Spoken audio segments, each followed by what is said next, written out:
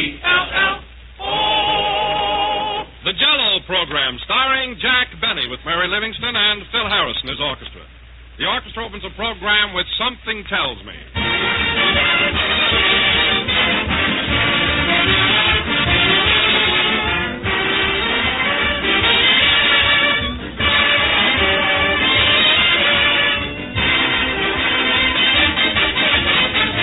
This is that restless time of the year when most of us want something new, something different.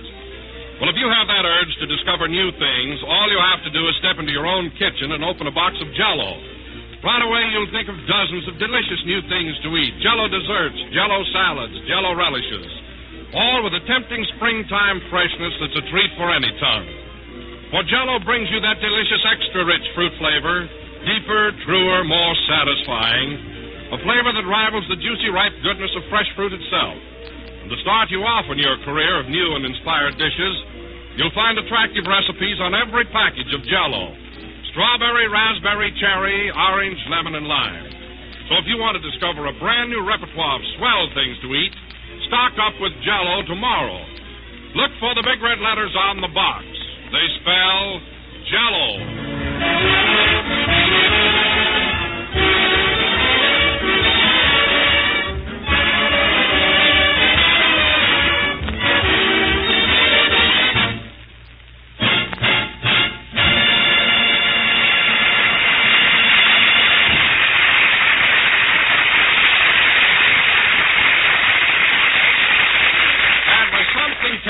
Played by the orchestra.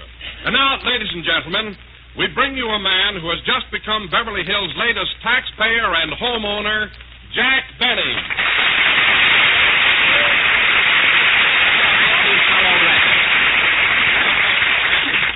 There, Jell-O again. This is Jack Benny coming to you through a second mortgage.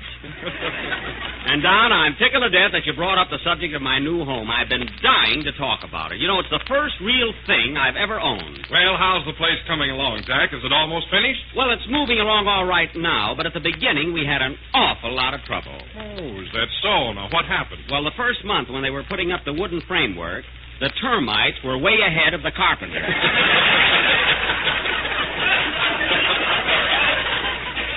Oh, they were hungry little devils, you know?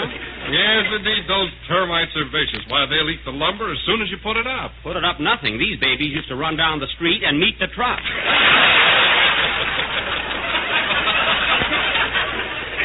Oh, they're go-getters, you know. By the way, Jack, who's your architect? Oh, a fellow by the name of Carlton Burgess. He's very clever, Don, but a bit stubborn.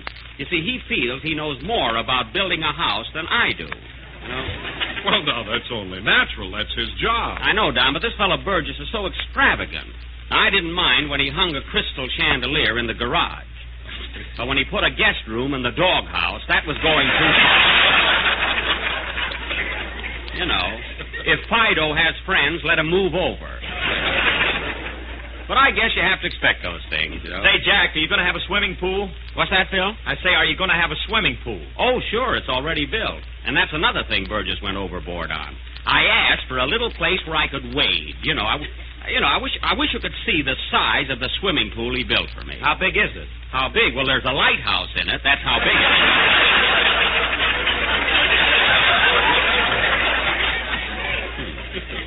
Now, when I go swimming, I'll have to put an outboard motor in my trunk. Say, Phil, you got a home of your own, too, haven't you? Oh, sure. I built a beautiful ranch house right off of Ventura Boulevard. Oh.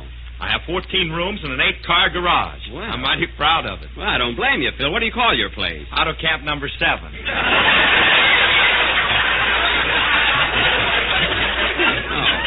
Well, of course, mine is going to be a private home, naturally, you know. Hello, Jack. Oh, hello, Mary. Say, I want to thank you for helping me out, doing so much shopping and everything. Did you pick out the wallpaper for my dining room yet? Oh, sure, Jack, and it's beautiful. It is, eh? It's a deep salmon color and has pink billy goats leaping over lavender cactus plants. Is that for my dining room? Yes. I've lost my appetite already. What did you get for my bedroom? Well, for that, I got bright gold wallpaper with little red butterflies chasing baby blue gorillas. And there's an American flag spread all over the ceiling. That's fine. I'll have to sleep standing up. Okay, what else did you get? Now for the doghouse. Mary, I don't want wallpaper in the doghouse. Fido doesn't need such ritzy surroundings. Well, he entertains more than you do.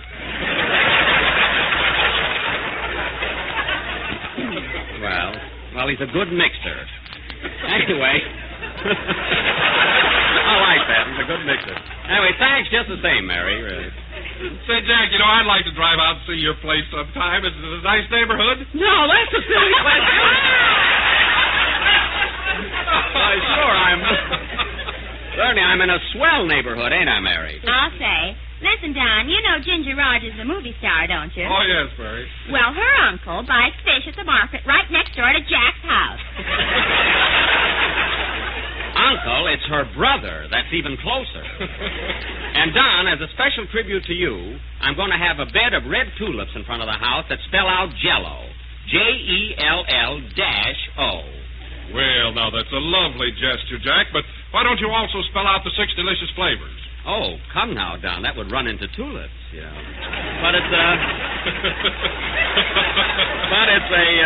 a thought anyway. Oh, hello, Kenny. Hiya, Jack. Hello, Don. Hello, Kenny. Hiya, Mary. Hiya, Phil. Hello. Well, we're all here. Yes, we're all here, Kenny. In fact, we've been here since the program started. Where were you? Well, I was driving in from my place through Beverly Hills. I passed a bunch of carpenters building a house. Oh, boy, what a screwy place. Well, what are you fellas laughing at? It probably wasn't my house. No, this is right next to a fish market. That's Jack's place, all right. Now, wait a minute, Phil. That doesn't mean it was my house. There are a lot of fish markets. Say, Kenny, was there a Turkish bath on the other side? Yes, there was. Wiggle out of that, Jack. Say, maybe it was my place. What were the carpenters doing, Kenny? Were they busy? I'll say they were selling lumber. Selling lumber? I've warned them time and again. Mary, get me Mr. Burgess on the phone right away. Play, Phil. I'm going to get a bloodhound, so help me.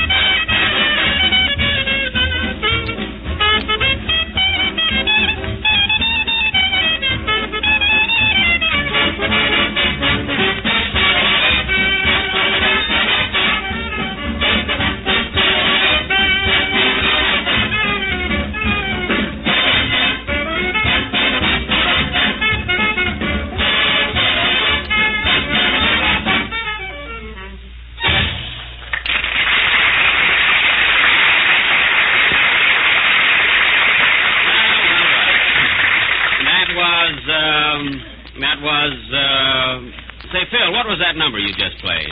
Just a minute, Jack. I'll ask one of my boys. Hey, Frank, what was that number we just finished? Oh, that moon's here again. No, that was last week. I mean the one we just got through with. Well, never mind, Phil. No, I want to find out. Hey, Charlie, do you know what that number was? Crestview 1478. Not her. I mean the number we just played. Now, Phil, look, you're the leader. You ought to have some idea what it was. Well, how did I know you were going to ask me? Good heavens, I've got to announce something. Mary, did you recognize the number Phil just played? No, and neither did the guy that wrote it. Oh, well, let it go. Anyway, folks, that was Something or Other from the picture of the same name, played by Phil Harris and his orchestra. And very good, Phil. And now, ladies and gentlemen, going from our mystery to our dramatic offering, tonight, for our feature attraction, the Benny Cut-Rate Theater Guild will present their version of that current Metro-Goldwyn-Mayer success, A Yank at Oxford. Oh, boy, Robert Taylor was in that. Yes, Mary, also Lionel Barrymore and Maureen O'Sullivan. Now, in our version, I will naturally play the part of Robert Taylor. Why? Why? Well, because Bob and I are very much alike. He's about as tall as I am, and we buy our handkerchiefs in the same drugstore. And we... Oh, really, we do. And we even like the same girl, Barbara Stanwyck. Only he goes out with her. Is that so? Say, I could get a date with Barbara Stanwyck, too, couldn't I, Mary? You couldn't get a date with Barbara Fritchie.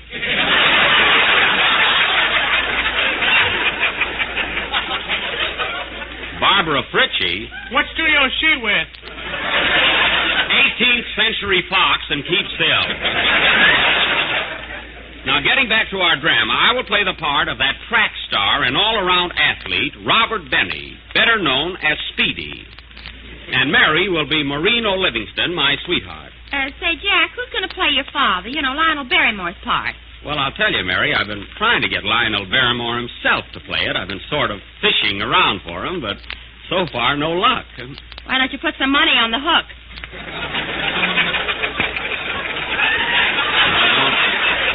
Don't tell me how to run my business. Anyway, I couldn't get Lionel Barrymore, but I did get a fellow who I think can handle the role very well. Mr. Lionel Kvetz. Is he here yet? Here I am, Mr. Benny, just raring to go. Now, Mr. Kvetz, you're sure you can play the part of my father all right, huh? Well, I played Hamlet. Your old man ain't no better than he is. Oh. Well, then I guess you'll do, huh? But there's just one thing, Mr. Benny. What's that? I've been listening to Fred Allen, and according to what he says, I think I better get paid in advance. Well, let me tell you something, Mr. Kvetz. Fred Allen should be the last guy in the world to say that I'm cheap. Why, is he that way, too? Now, listen. Any man that'll use the same toothbrush for 9 years and then have it re-bristled,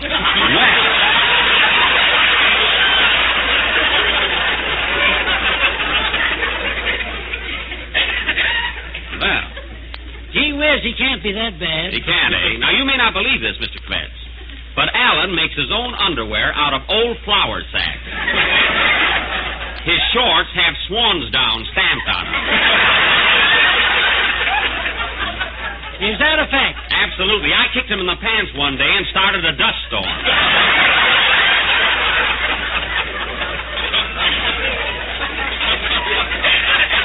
Well, that ought to take care of Mr. Allen for this week.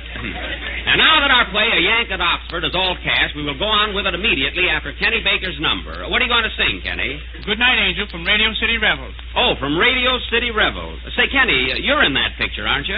I don't know. I haven't seen it yet. Oh. Well, you ought to know whether you made a picture or not. Well, I know I was in the Golden Follies, by gosh. Well, how do you happen to remember that? A lamp fell on me. Oh, well, brush the glass off your head and sing your song, will you? Okay. Sing, Kenny. Now, let's all concentrate now and get in the mood of our play. Everybody.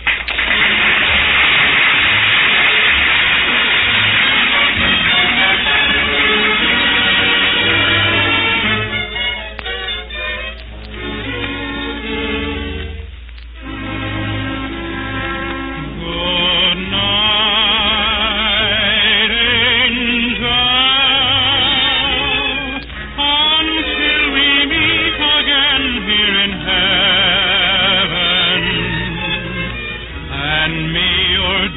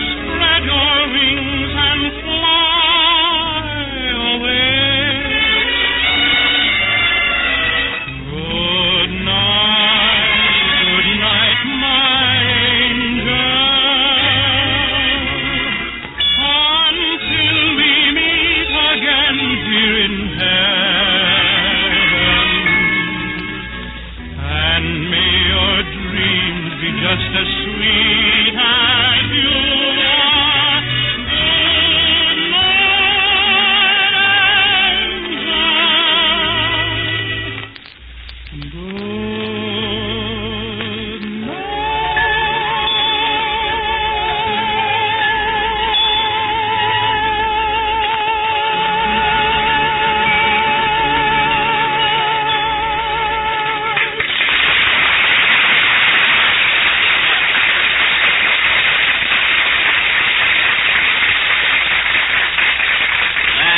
Good Night, Angel, sung by Kenny Baker. And now, ladies and gentlemen, we're going to present our... Wait a minute, Jack. Am I going to be in a play tonight? Oh, sure, Kenny. You're going to be a young Englishman. And why can't I be a professor at Oxford?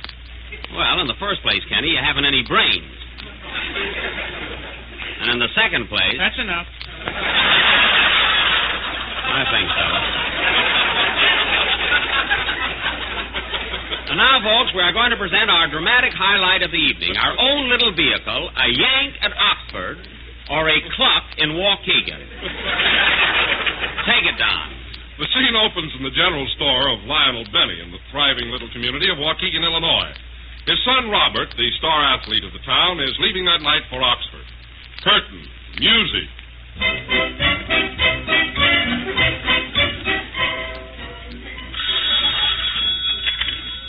Hello?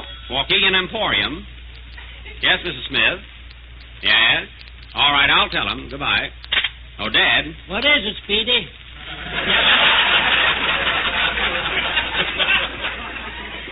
Mrs. Smith says that the mousetrap you sold her yesterday is the wrong size. Wrong size? How does she know? She just caught a bear in it. There ain't no bears around here. It must be her husband. Well, I better tell her she's going to make a rug out of them. Never mind that. Here, son, deliver this order of groceries to Mrs. Bunker. She lives at 216 Maple Street. Well, that's only about a mile away, Dad. I can make it in no time. You know, I won the 100-yard dash this morning. You did? Who did you run against? Seabiscuit. Well, here I go, Pop. Here are your victuals, Mrs. Bunker. Thanks. Goodbye. Well, what's next, Pop?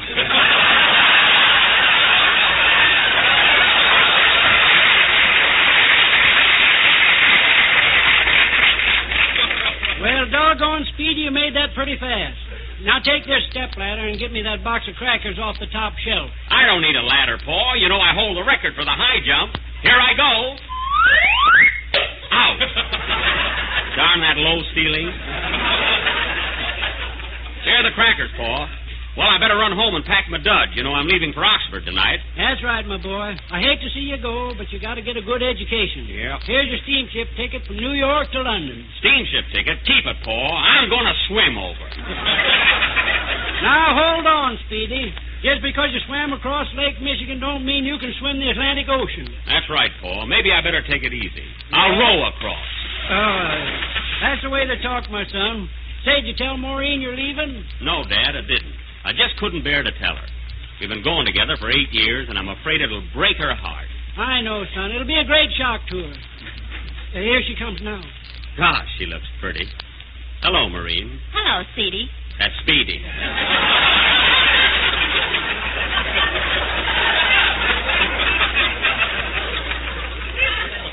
Gee, you look sweet, Maureen. You're always so classy and stylish. How do you like this new dress I knitted? Oh, it's beautiful. Turn around. Let me see the back. Oh, no, it isn't finished yet.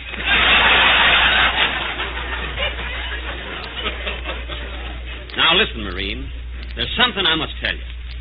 Something that, gee, I don't know how to begin. Well, I do. I want a can of corn, a pound of coffee, 3 lamb chops. Maureen, I must tell you. I'm leaving tonight for Oxford. A dozen eggs. Can't you understand, honey? I'll be gone 4 long years. 4 years, Bob? Yes. That's terrible. And a bottle of ketchup.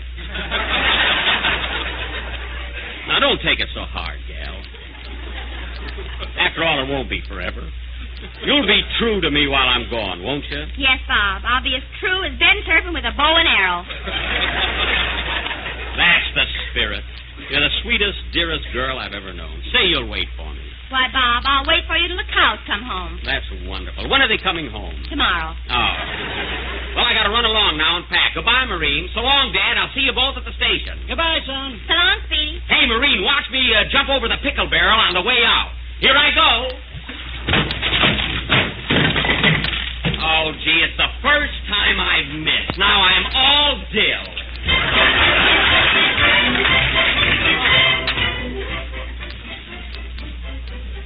We now take you to the railroad station where the whole town has turned out to see Speedy off. Listen to George Pritchard and his Philharmonic Orchestra.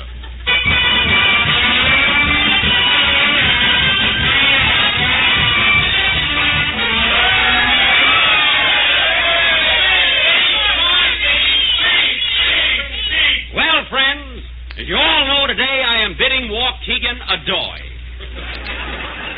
I may not be the best student at Oxford, but I'll win every athletic event from ping-pong to Screeno.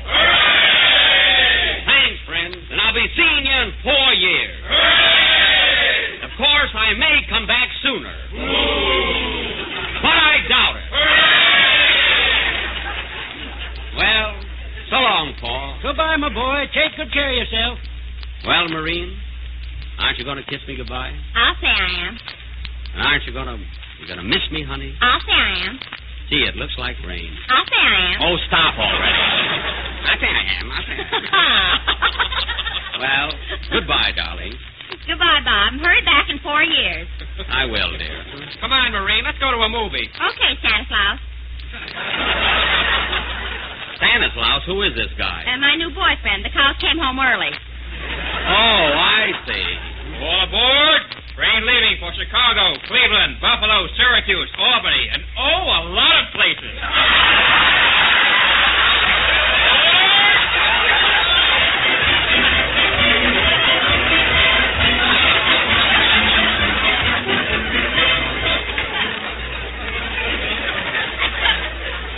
We now take you to the middle of the Atlantic Ocean where we find Speedy Betty in a rowboat headed for dear old England.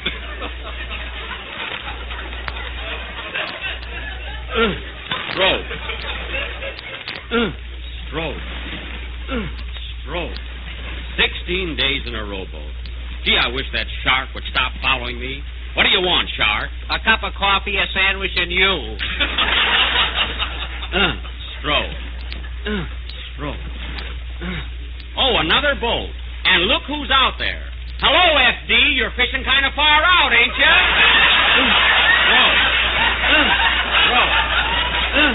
Stroke. At last, our hero arrives in England, and now we pick him up on a road 15 miles out of London. He's lost and trying to find his way to Oxford. Stroke. Oh, pardon me, folks. I'm on land now. Gee, I've been walking around for days, and no one seems to know where Oxford is. Pardon me, sir. Is this the right road to Oxford? Oxford, old boy, my word. Is that in England?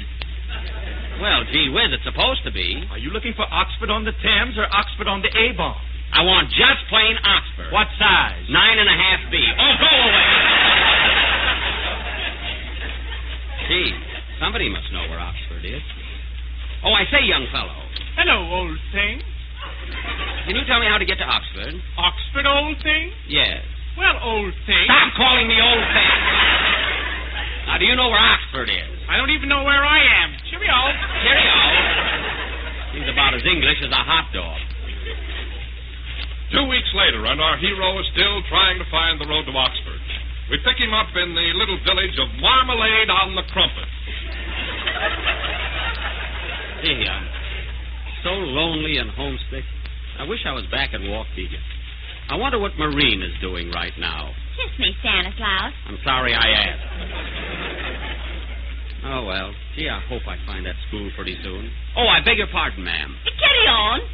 How do I get to Oxford University? Well, first you have to go through high school. I've been through high school. Look, all I want to know is what road do I take to get to Oxford? There's an inn right across the Y. Why don't you inquire there? I will. Thank you. Thank you. My, what a quaint little restaurant. Ye Brown Derby. I think I'll get something to eat. Well, ho, so heavy fish and chips, another customer. How'd you do? How'd you do? I'd like a ham sandwich, please. Sorry, and a we haven't glass of any milk. ham, sir. What's that? Beg pardon? I said I'd like a glass of milk. I heard you. I say we haven't any ham, sir. We have Yorkshire pudding and stewed tripe and gooseberry treacle tarts. Treacle tarts? I'll have a go at that. And give me a glass of milk. Oh, come now, old boy. You want tea. I want milk. Don't be a silly arse. Have tea. I'm not a silly arse, and I want milk. Now, you give me milk, or I'll tell Anthony Eden on you. Say, Lord love us, I'd give over. How about Jell-O for dessert? Jell-O? That'll be ripping. Wow, there it comes in 6 delicious flavors, you know. Strawberry, raspberry, cherry, orange, lemon, and limey. Well, I'll have a lot of that. Oh, by the way, maybe you can help me. I've been having an awful time trying to find Oxford University. Oxford? Do you spell it with an O? You spell it with an ox. Now, how do I get there? My, that is a stumper, isn't it? But there's an American sitting over at that table. Perhaps he can guide you.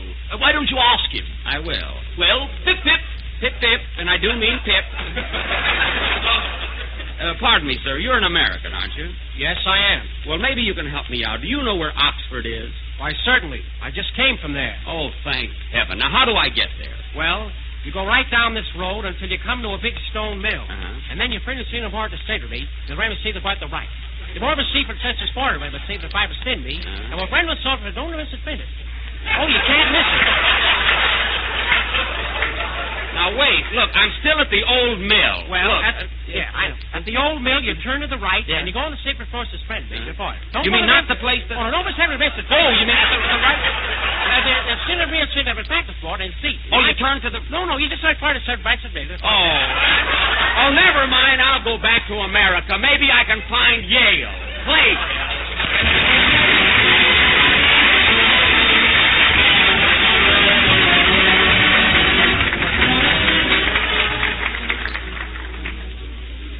Here's a way to give your family a cheerful springtime dessert tomorrow night. A swell new dessert that's quick and easy and sure to come out perfect. It's called Red Cherry Cup, and it's made with glowing cherry jello and canned red cherries. It's bright with color, it's crammed with fruit goodness, and it takes just next to no time to make. Dissolve 1 package of cherry jello in hot water and chill until slightly thickened. Then fold in 2 cups of seeded canned red cherries, turn into individual sherbet glasses, and chill until firm. Serve as is or topped with whipped cream. Either way, you've a prize winner. For cherry jello has a lovely crimson color and such a delicious extra-rich fruit flavor that it's hard to tell where the jello stops and the cherries begin. Just be sure to make your Red Cherry Cup with genuine jello, for jello brings you that tempting extra-rich fruit flavor. Order some jello tomorrow and try this grand dessert.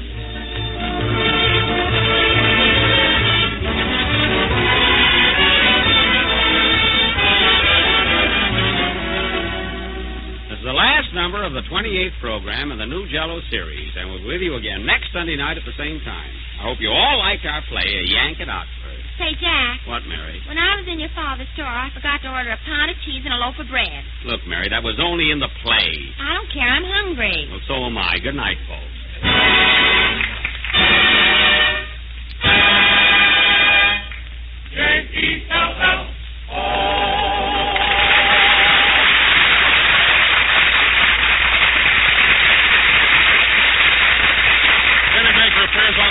Program, due courtesy